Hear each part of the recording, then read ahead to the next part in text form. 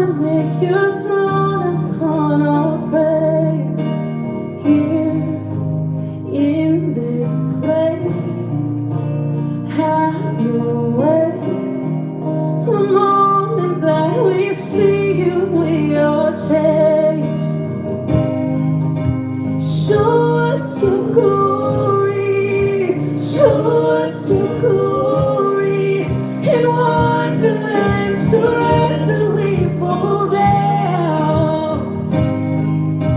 Show us your glory, show us your glory. Let every burning heart be holy ground. Holy ground.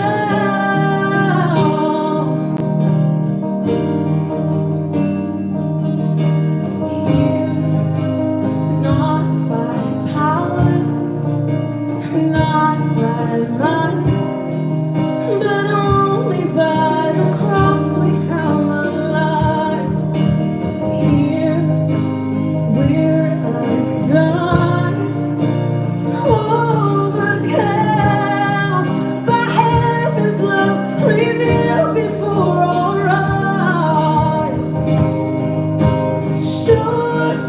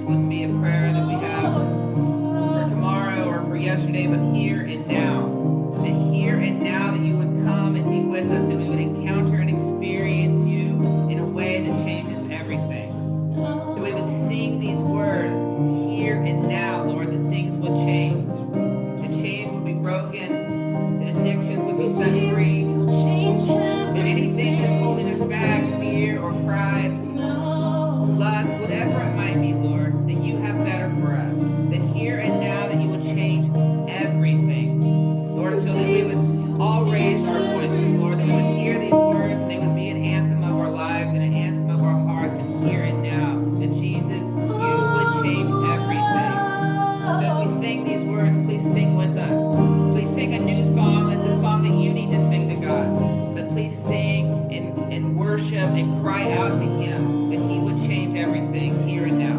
In Jesus' name we pray. No, Jesus, you change everything. Just sing it out to Him. That here, now, He changes everything. Here, now, Jesus, you change everything.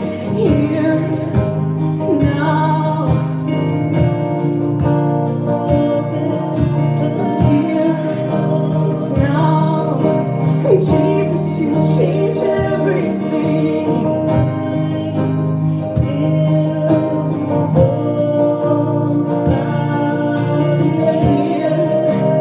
now. Jesus, you change everything.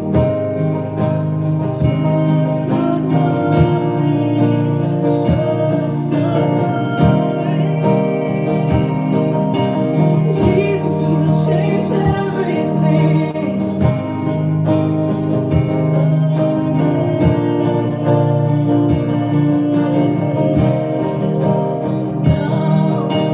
Jesus, you change everything. Chains fall and fear it bows.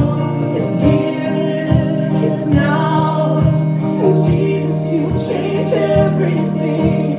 Lives that heal and hope. It's found. It's here, it's now. Jesus, you change everything. Chains fall and fear it bows. It's here, it's now. Jesus, you change everything. Hearts that heal and whole. It's found. It's here, it's now. Jesus, you change everything.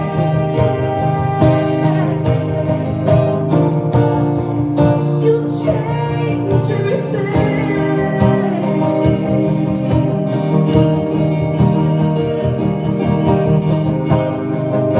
Show us your glory. Show us your glory. In wonderland, surrender we fall down. Show us your glory. Show us your glory. Let every burning heart be holy ground. Show us your glory. Show us your glory. In wonderland, surrender we fall down.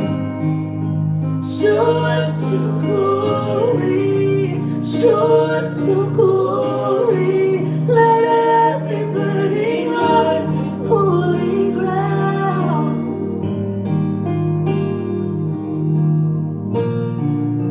Holy ground.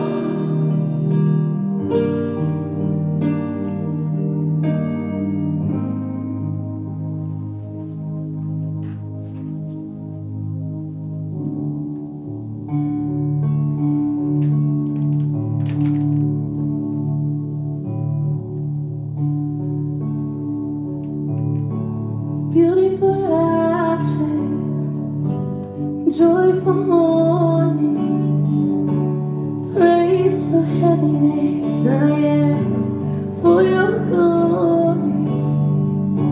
It's beauty for ashes and joy for mourning. It's praise for heaviness. I am for your glory. Yes, God. It's beauty for ashes and joy for mourning. It's praise for heaviness. I am for your glory. It's beauty for ashes. Oh, yeah. Joy for mourning.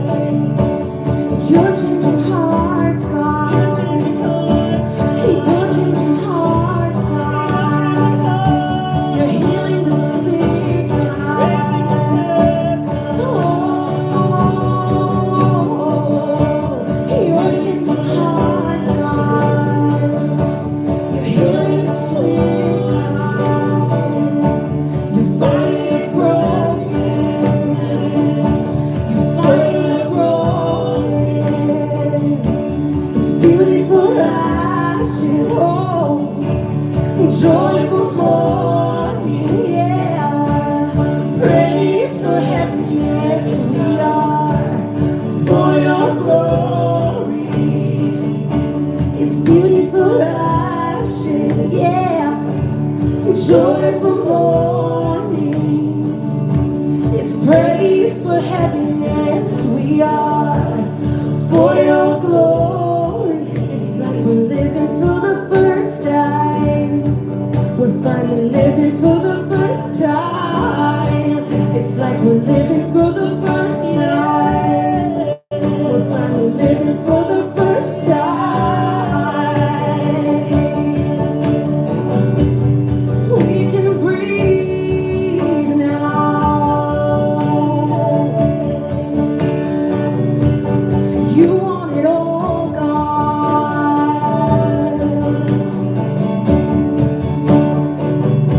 The good and the bad, God.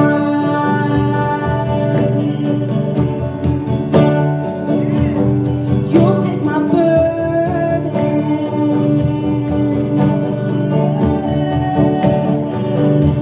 And you'll take our worry.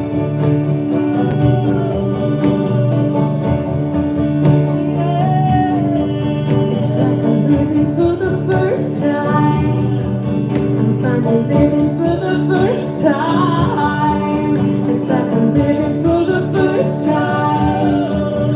I'm finally living for the first time. It's beauty for ashes and joy for mourning. Praise for happiness we are for your glory, God. Joyful morning. We are your masterpiece. For happiness we are for your glory. We are your masterpiece.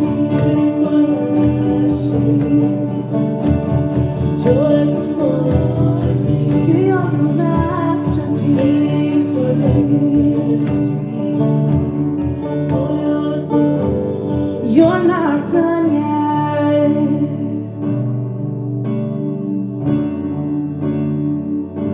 God, you're not done yet.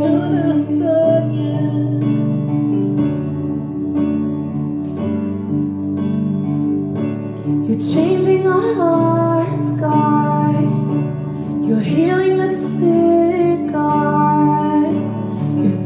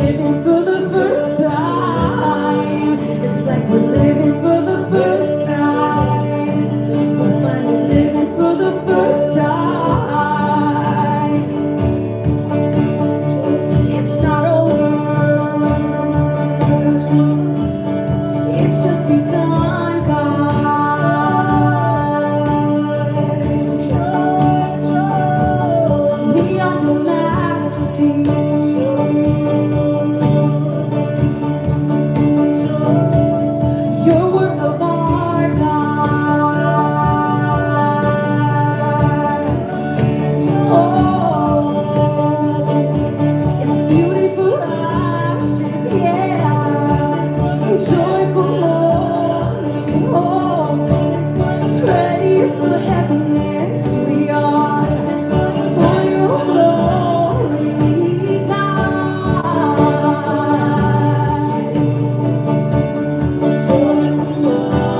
You're not done yet.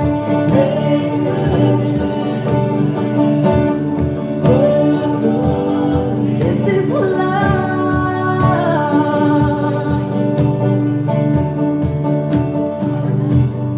We might run, God, but you are there, God.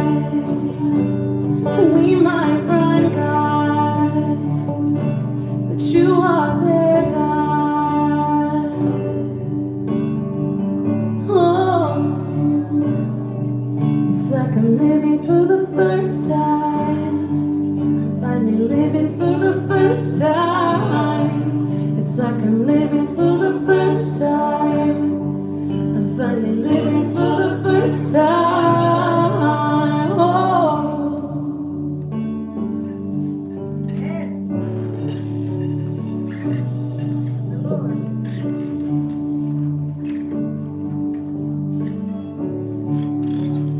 Dear Lord, we thank you for that we can find you and that things change in our lives, that we find you, and whatever our life is when we come to you, it's just sometimes this big mess, this big pile of ashes, and that you can find the beauty in that regardless of what we've done wrong or right, regardless of how hard or horrible things may or may not be, you find beauty in the brokenness, Lord, that we would find new life in you, find new life in your church and in this family as your children, that we would come together for your glory. We pray this in Jesus' name. We love you guys. Amen.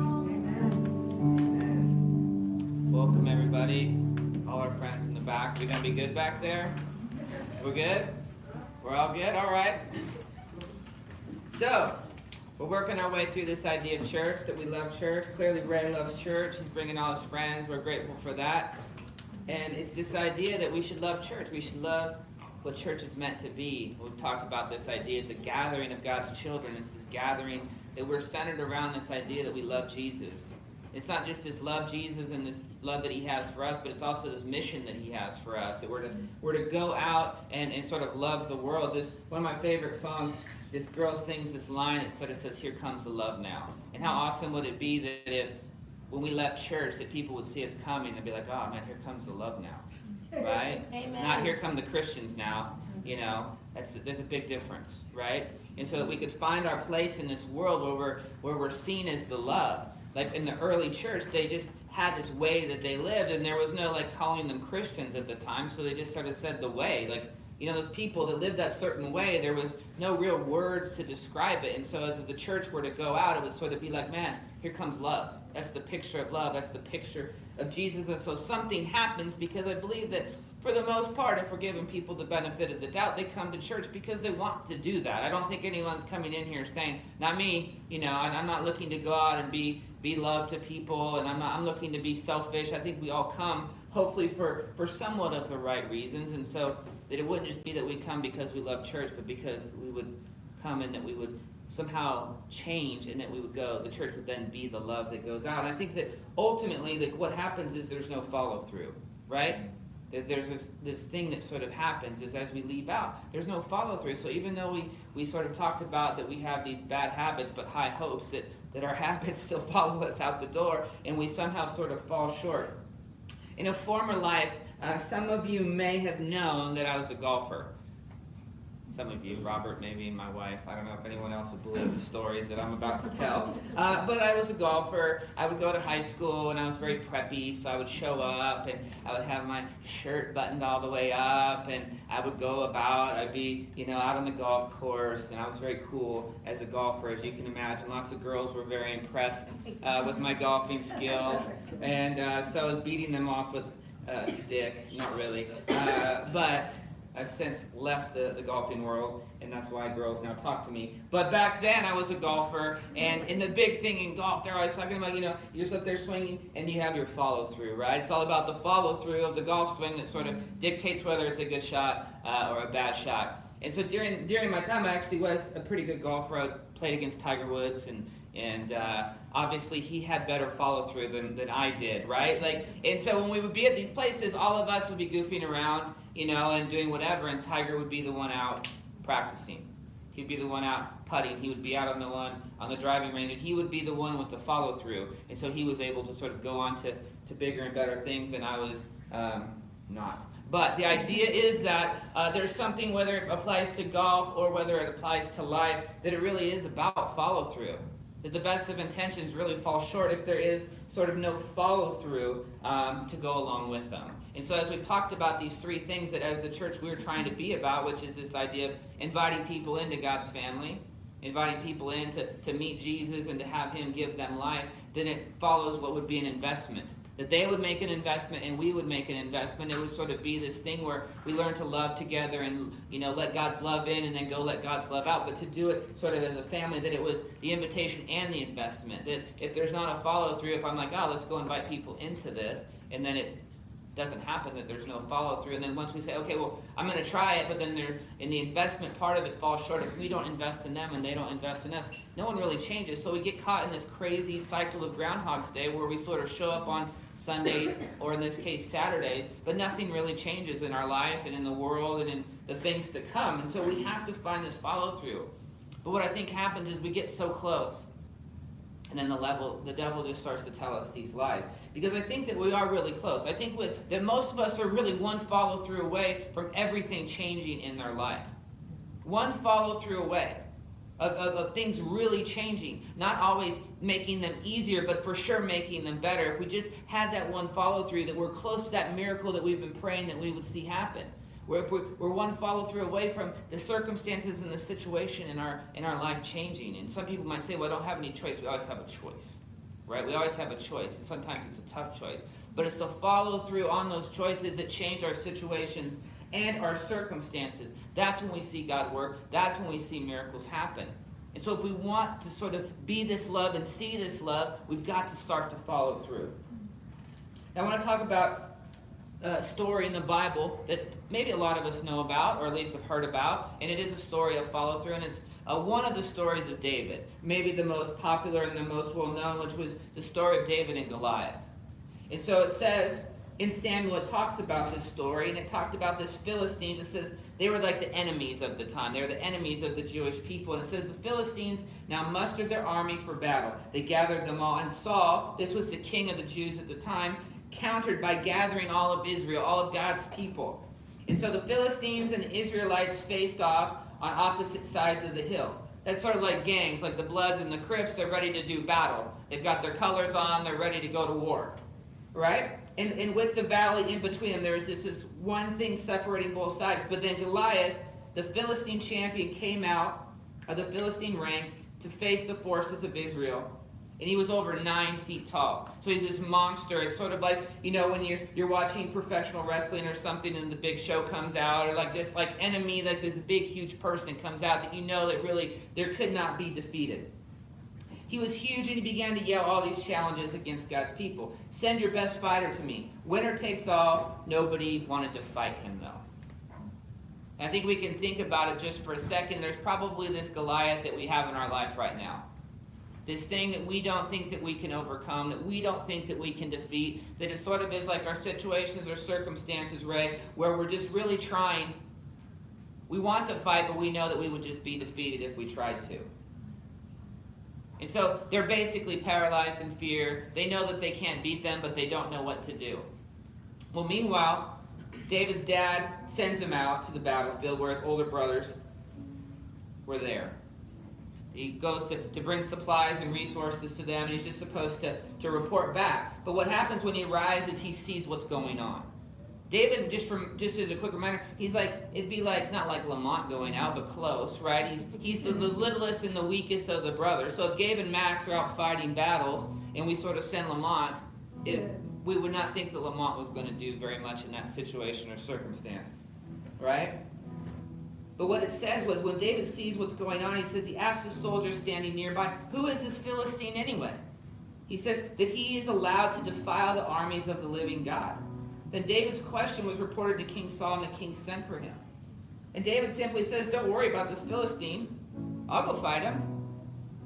It's like the bravery of a 3-year-old has no idea of really what he's getting into. He doesn't see this giant. All he sees is someone speaking against his God. And he's like, I'll take this fight on. It's not a challenge. I'll go, what, is this the problem? I'll take care of this problem. And see, what we find is David didn't show up looking to be some hero. He showed up just trying to bring some groceries, some snacks to his friends and his brothers. And he wasn't looking for an opportunity. He was just looking for his brothers. It was just in the day-to-day life that he was going about that all of a sudden God put him in this battle. You see, David chose to seize what others merely saw.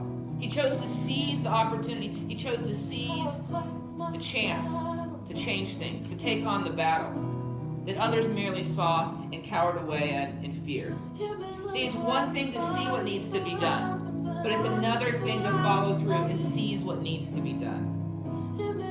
Don't be ridiculous, the king said. There's no way you can fight this Philistine and possibly win. You're only a boy.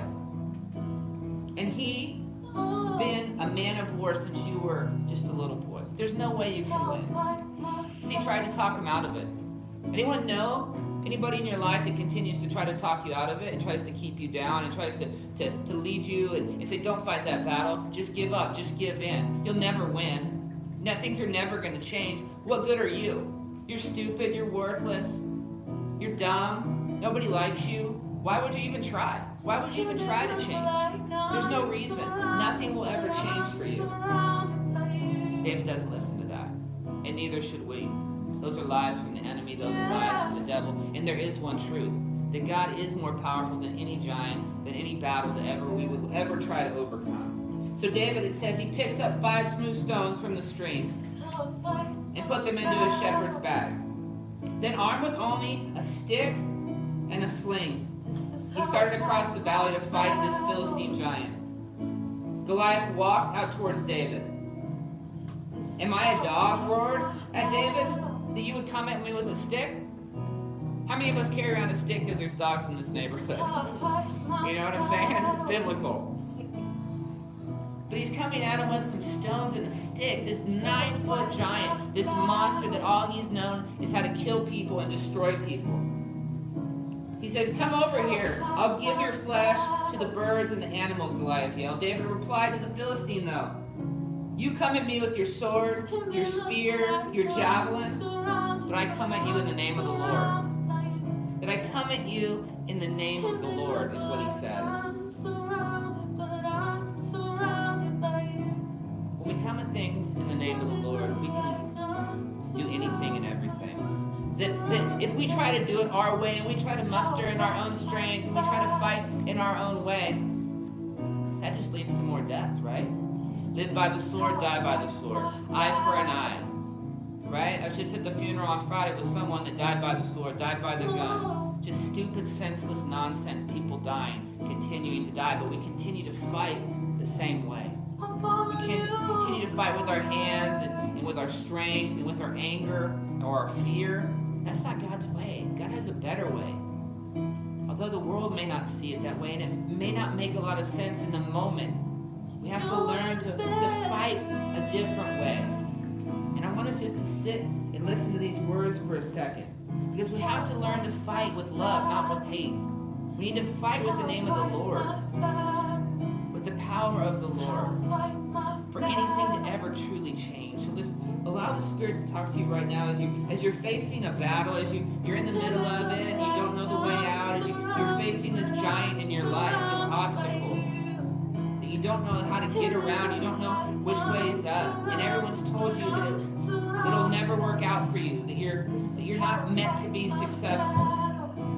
Let's allow the Lord to fight our battles. Let's allow the Lord to speak truth right now, not out of any hate or lies the devil would have for you, but out of love and truth. It may look like we're surrounded, but we're surrounded by you. It may look like we're surrounded, but we're surrounded by you. Oh, it may look like we're surrounded, but we're surrounded by you. And this is how we fight our battles. This is how we fight our battles.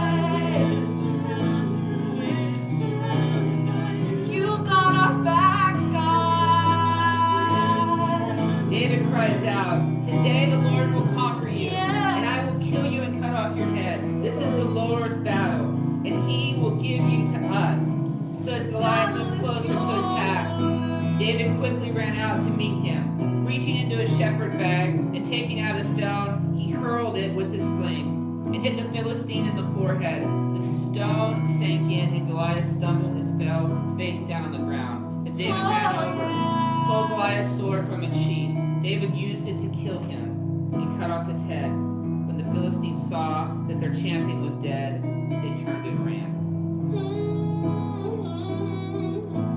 Lord, that we would fight our battles with your strength, not our own, for your glory.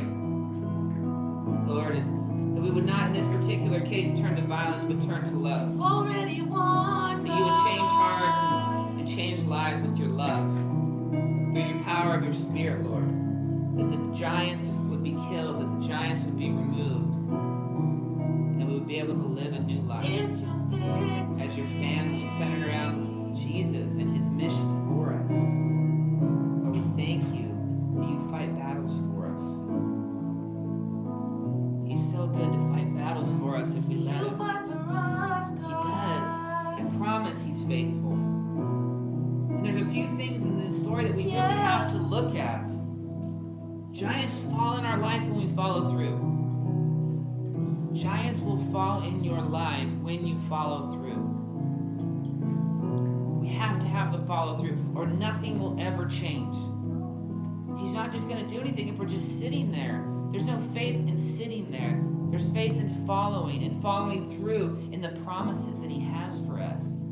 Following through in our hope and trust that the strength that he will fight for us. We win our battles when we follow through. Things change. Things will happen, I promise you. But more importantly, on that day, the victory was not for David, just for David. It was for all God's people. That the follow through not just affected David's life, but it affected everyone's life that he was for. All of God's chosen people are affected when you follow through. So there's people that are depending on you to follow through. Yes. There's people that need you to follow through for their sake. That if we're a parent, we have to follow through for our kids. If you're a kid right now, you need to follow through for the kids that you're going to have, or for your brothers and sisters, or for your friends. We have to choose to follow through, not just for our sake, but for the sake of others. And there's three ways and three things that we need to start to follow through on faithfully. And the first is prayer. We have to follow through in our prayer. The first response needs to be prayer. It doesn't need to be our last resort. The God of the universe, the God with all his power, he invites us in to spend this time with him. And it's amazing how much can be changed by prayer. But we don't live like that. We live like it depends on us. But Philippians 4:6 tells us, don't worry about anything. Instead, pray about everything. Tell God what you need and thank him for all he has done. See, prayer is not trying to control God, but it's putting ourselves in a position where God can control us. Not out of this, like, I'm your boss, I'm trying to rob you of things, I'm trying to keep you of things, but because he has better things for us. As we put him in a place to control our lives get better, not worse. Yes. See, we are one prayer away from a follow-through for a giant following in our lives and the lives of everyone here. And we have to find this time. We have to find this place. And so that's why we started here, opening this place up for prayer. That's why, whether you're here or not, he hears you anywhere and everywhere. So if you're not here praying, be somewhere praying. Come on. Be somewhere calling out and crying out. Even Jesus, it says in Mark 1:35, that very early in the morning, while it was still dark, Jesus got up, left the house, went off to a solitary place where he prayed. If the Son of God needs to pray, I promise you that we need to pray. Come on. That's when things change. That's when things get better. Faithfully living a life of prayer is the place where it has to start for each and every one of us. But we also have to learn to follow through with the thing that we've talked about, which is the invitation. The invitation to the gathering of God's family. The invitation to feel loved and to be a part of something bigger, to find your place and your purpose in life. We talked about it, that we have to be this witness. This witness where we go out and we not only tell what we've seen, but we show what we've seen. That this idea of witnessing is this invitation to be part of something bigger and better. when all we see is the streets, and when all we see is poverty, and when all we see is addiction and abuse, that we go find a family and we live life together, and we do it for love and for one another, where there would be no need among us, and we invite people into that, but we also show. It's like the idea of show and tell. We have to invite someone. We can't just tell them about it, we have to show them about it. In John 1 it says, the next day Jesus decided to leave for Galilee. Finding Philip, he said to him, "Follow me." Philip found Nathanael and told him, "We have found the one Moses wrote about in the law, and about whom the prophets also wrote, Jesus, the son of Joseph." Can anything good come from Nazareth, this place where Jesus is from? Can anything good come from the east side, is what someone would say? But Nathanael said, "Come and see." He invited him to come see. He's like, "Listen, I'm not going to argue with you. I'm not going to try to convince you. I'm going to invite you. Just come and experience something different." So whatever your mind might tell you, whatever other people might tell you, at some point, we just have to say, "Hey, come and check this out." Regardless of whether we get rejected, regardless of whether we get ridiculed, it's this invitation just to come and see, to come and experience something different. Because again, when you need to remember that the follow-through isn't just for you. And your potential isn't just to affect one life, to impact that life, it's to impact generations to come. Yes. Generations to come. That you never know what the potential that God has for that one person. Remember, David was sort of this runt of the litter, this one that was sort of forgotten and left out. He was one that was told to go take care of the sheep out in the fields because he was so small. But God raised him up to this mighty warrior. This can impact generations. We can't just see who needs help. We have to go and help seize those opportunities to help. We can't just talk about what needs to be done. We need to show what needs to be done. And that's what we need to follow through with as well. It's the investment. It's not just my job for you to invite somebody here and for Frankie and the girls to sing, or for me to talk, or for Tara to bring an amazing dessert. That's probably the icing on the cake, right? It's not our jobs as individuals, it's our job as a family. That the invitation is step one, but the follow-through is the investment, and that's where things start to change. See, as a church, we don't just meet together, right? We're on mission together. We're living life together. We're doing things for one another, to help one another. We talked about investing in the important relationships that can help us grow. Are the people that we're with, our friends and the people we allow into our lives, going to help us to finish that race, or are they going to hold us back and keep us from the finish line? Because again, we have to invest into the gathering to get anything out of it. This idea, we do have to let God's love in. We have to invite him in. But the investment in that then is where we go let that love out, and we do that together. See, church isn't just something we attend, it's a place that we truly belong, or at least should be.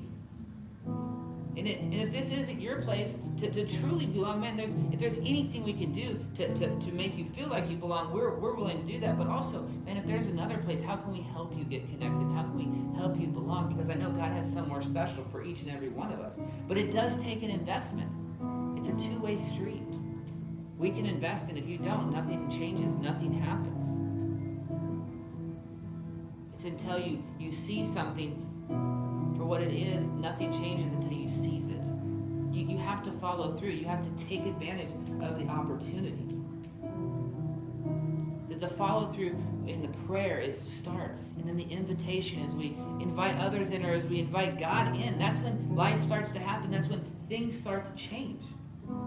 The follow through then comes though, are you committed? Are you invested? Are you going to follow through so things really do start to change in your life? I'll close with this. When the church first started, there's 120 people scared in this room. Maybe a room this size, maybe a little bit bigger, but they were scared. Jesus had just sort of gone away. And just think back, man, we've heard stories of Jesus feeding 5,000 people. We've heard stories of Jesus feeding 4,000 people. We've heard stories of Jesus, healing the blind and raising the dead, and I mean, you name it. He did it all. And when it's all said and done, there's 120 people left. That when he even rose from the dead, it says that he went to about 500 people. But there's still just this 120 left. That whether you're looking at the 500 that saw him after the cross or the 5,000 that were fed by him, all of them believed in him. None of them are going to be like, no, I don't believe. I saw him, but I didn't seize the opportunity to follow him. Right? That there was these 120 that saw and seized. That they saw Jesus, but also seized the opportunity for their life to change. That they followed through and they went out, and that's how the church began. For follow through. That our faith really is our follow through. Like we can talk about what we believe all day long, but our faith will show that we follow through. And that's where we have to get. That's where we have to get, because when we go out, it's our follow through and it's our faith that will cause things to change. Not just in our lives, but in the church. And the church will change. When Christians choose to follow through based on true faith of following him, they'll start to see, man, here comes the love now. In the same song, this girl sings, like, here comes the love now, and I love it so much. But she also says, have you ever seen a happier people? When we look at the church, do we see happy people? I don't, usually. I see a lot of tired people. I see a lot of stressed people. I see a lot of busy people. I don't see a happy people. And I think we really have to then take a step back and think about our faith and think about our follow-through. And sometimes the biggest steps that we make are actually letting some things go, letting some people go, so that we can be the love, that we can defeat the giant that's holding us back. That there has to be this follow-through in our faith, or nothing will change. Because that's what that table right there is about. That's what the cross symbolizes, is follow-through. To the bitter end, he followed through. Despite the fact that it wasn't his will, but the will of his Father, that he freely laid his life down. The follow-through and the plan and the purpose that Jesus had for his life, but also for our life. That remember, when we follow through, it just isn't for us, it's for everyone. And we don't know the impact, and we don't know the true things that God has planned, but they all require us following through. And so as we approach the table tonight, let's think about it. Let's think about what Jesus did and how he followed through. The invitation for us to be a part of his family. The investment in each and every one of us for a better way of life. So as we take the bread and the wine, and we remember his body was beaten and bruised, and that his blood was spilled for the forgiveness of our sins, all the while for him to conquer the grave and rise again. That if he can conquer the grave, then we can conquer anything. Because he's the one that fights our battles. So go to the table and remember the follow-through that Jesus had for each and every one of us. But then I invite you to pray to the next step, the thing that you need to follow through with, or the giant that's in your way that won't allow you, that you allow the Lord to fight that battle for you. That you would invite him in to invest in you and to change things. Not just for your life, but for the lives of generations of people to come. So dear Lord, we love you. As we come to the table, Lord, help us to remember the amazing follow-through of the cross. That you saw us and then you came down to seize us, to make us a part of your family. That you showed us love, that there's no greater love than to lay one's life down. We thank you. We will remember the follow-through that you had for each and every one of us. That we would have faith in that changes our lives in a way that we follow you, regardless of where it would lead. That you would give us the courage and the strength and the bravery to trust in your strength, not our own. That your strength is bigger than any fear. That it's bigger than any giant. That it's bigger than anything. That you can overcome the world. That you can overcome the grave. Lord, we put our faith in that. In Jesus' name we pray.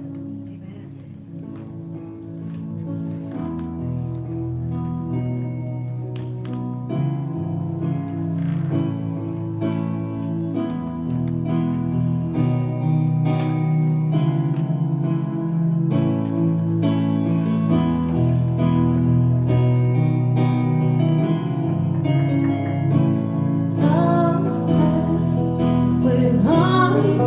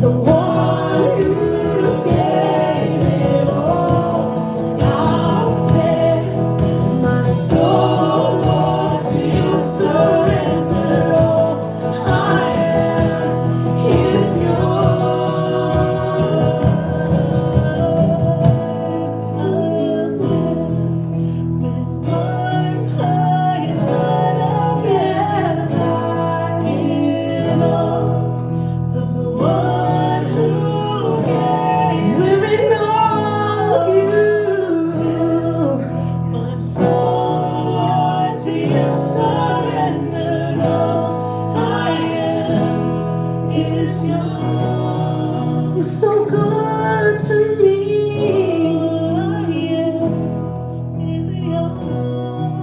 You're so good to me.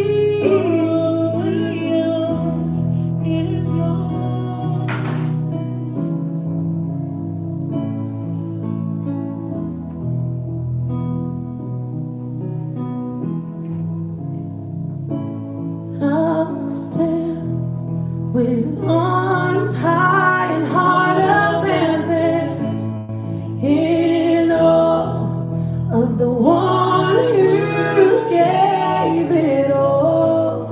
I'll stand, my soul, Lord, to you surrendered all. I am is yours, yeah. And I'll stand with arms high and heart abandoned in awe of the one who gave it all. And I'll stand, my soul, Lord, to you surrendered all. I am is yours. All I am is yours.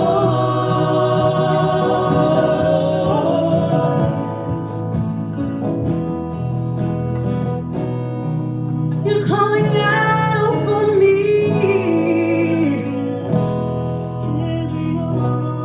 He's calling out for you.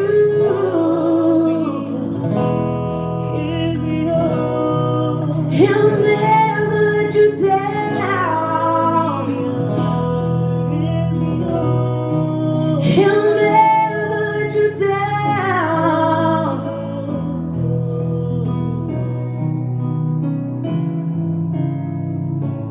We'll stand with arms high and heart abandoned in awe of the one who gave it all. We'll stand, our souls, Lord, to you surrendered all. We have is yours.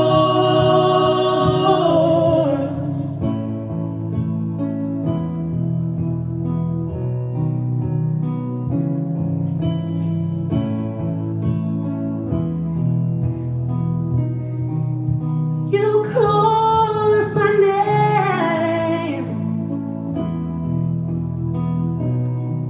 You call us by name.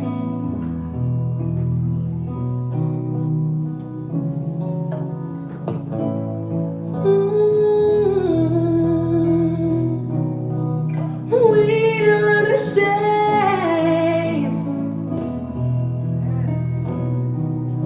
We're unashamed.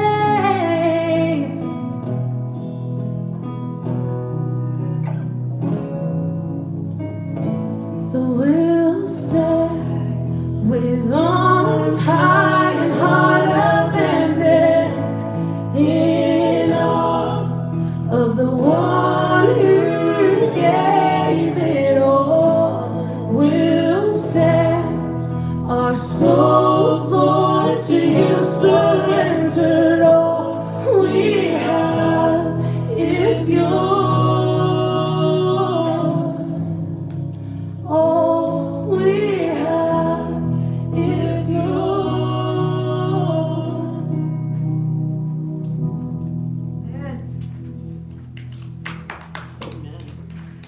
This is our last song of the night. I'd like everyone to stand and just sing it and just be in the moment. Be in the moment with him and all his goodness.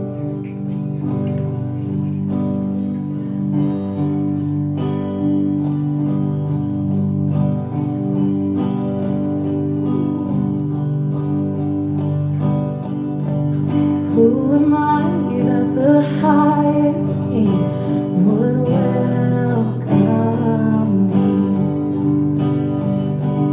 I was lost, but he brought me in.